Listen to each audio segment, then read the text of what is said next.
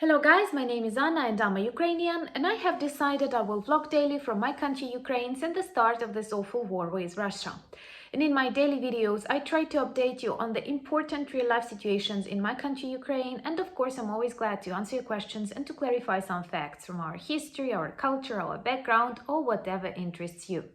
And today I want to speak about the news that actually made many of Ukrainians happy, and these are the blow-ups on a military base in Crimea.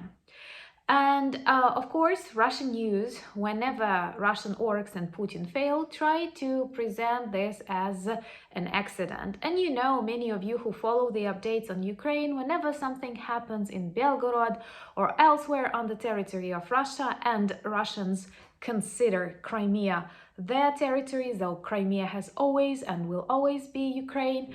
And anyway, they reported that this was an accident due to some malfunctioning or maybe improper work of some people.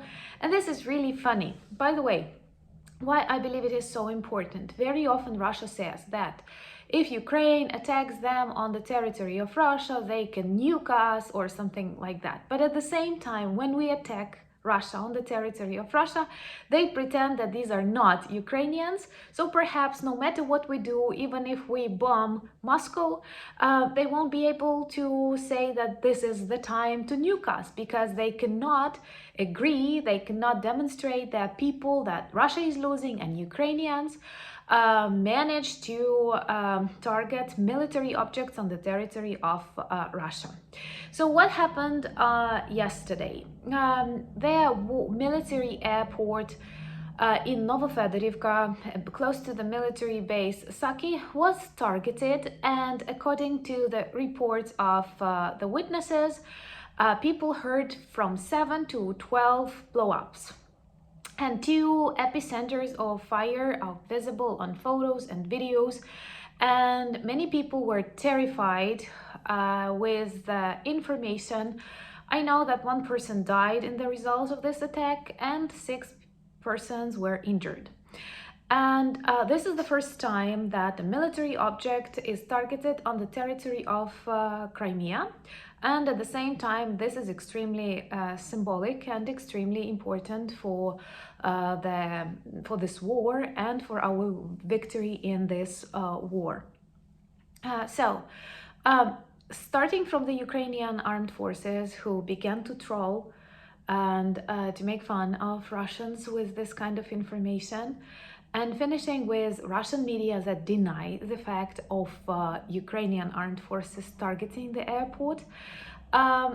It is interesting to observe how Russians substitute the facts. But of course, we don't have like direct news what had happened, but based on the analysis of the Ukrainian armed forces and lots of respected military experts from all over the world, something coming from the territory of Ukraine have destroyed the airport, Russian airport, that had lots of Russian weapons and, most importantly, various planes and helicopters. They were destroyed in the result of the Ukrainian attack, possibly with Neptune missiles. So we did not use any American or British missiles, not to like cause dangers to these countries because of the usage of the weapons that were provided by them. These were Ukrainian missiles that were likely modified to target this kind of targets. And also, this can be an act of a partisan war, but this will also be not a problem and maybe a nice sign for those people who wait for Crimea to return back to Ukraine. So we managed to denazify and demilitarize Russian planes, helicopters, and most importantly, the airport that was used as one of the very active bases for the attacks on the territory of Ukraine. And actually, the whole war, for the start of the war, Crimea was important starting point. Lots of Russian techniques and weapons came from that direction.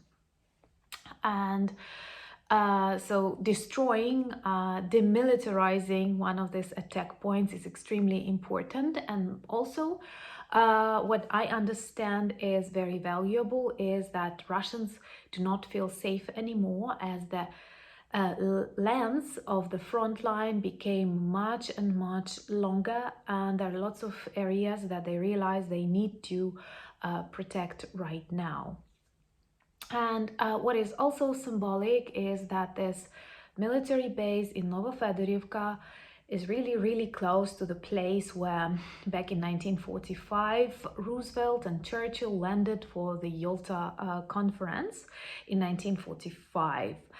And most importantly was the an interesting reaction of the Ukrainian politicians and military men, and I liked one of them, Podolak, it seems to me, saying that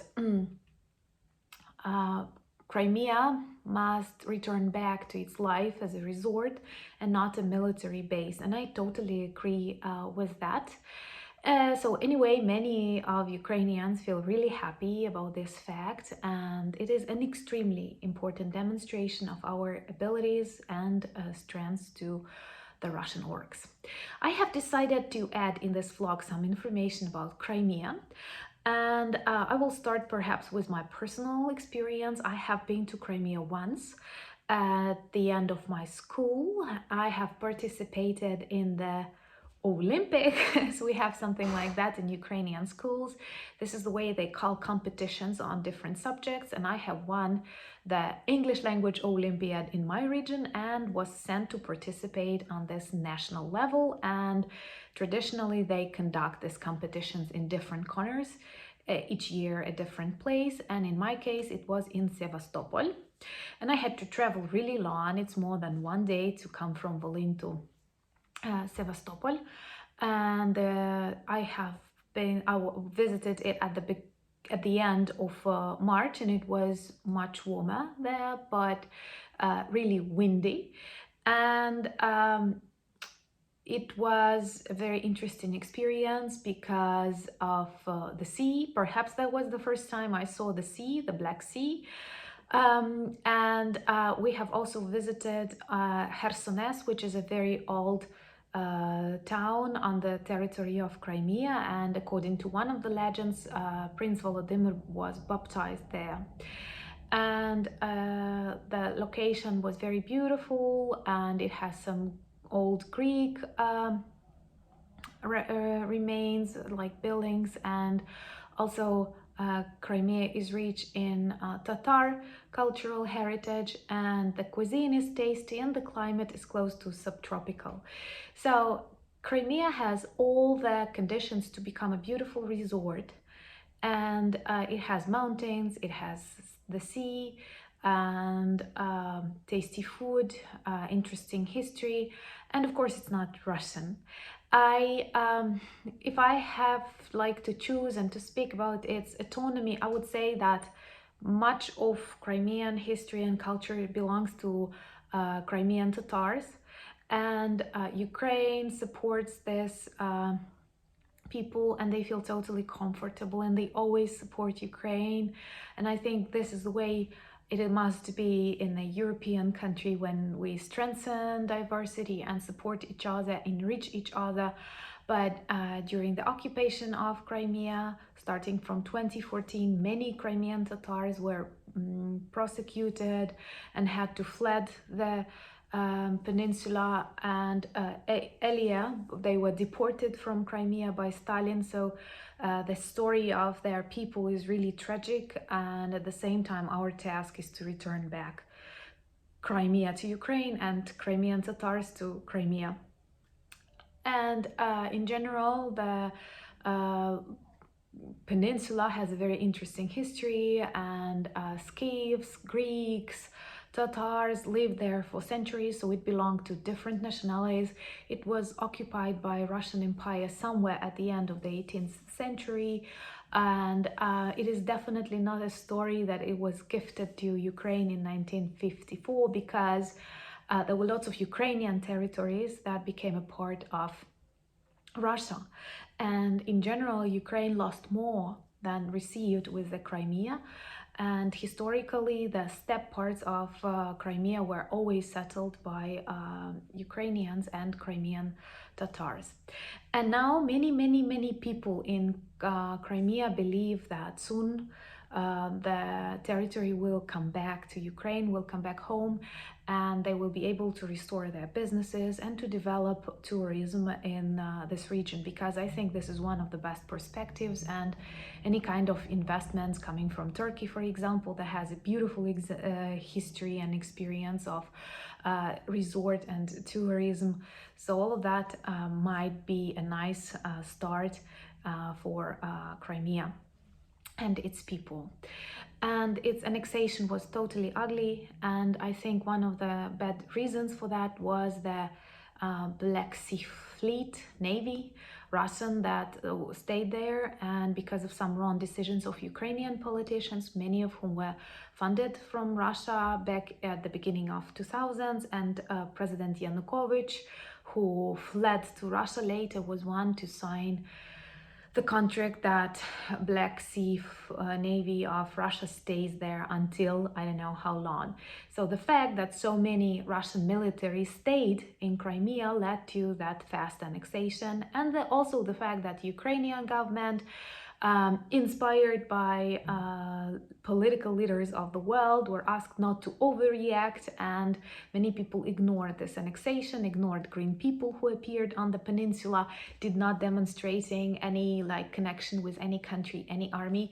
It was pretty clear that they must have been stopped there, and maybe we wouldn't have Donbass, and definitely we wouldn't have this war of Russia in Ukraine today. But there is nothing that we can change, but we can only try hard and win this war. So if you have any questions, that's something that you would like to know more about Crimea, let me know in the comments. And thank you for watching. Thank you for the support that you give me when you buy me coffee, become my patrons. This is a true inspiration. But most importantly, I'm very grateful to those of you who subscribe to my channel. If you like my vlogs and videos, do subscribe, because I believe the world needs to know more about the real life situation in Ukraine, and please do not take it as normal. War in Ukraine has to be stopped. We must win, and we must lead to the fall of the Putin's regime, because as long as he is the so-called president of Russia, no one on the planet Earth can feel safe. Thank you for watching. Slava Ukraini!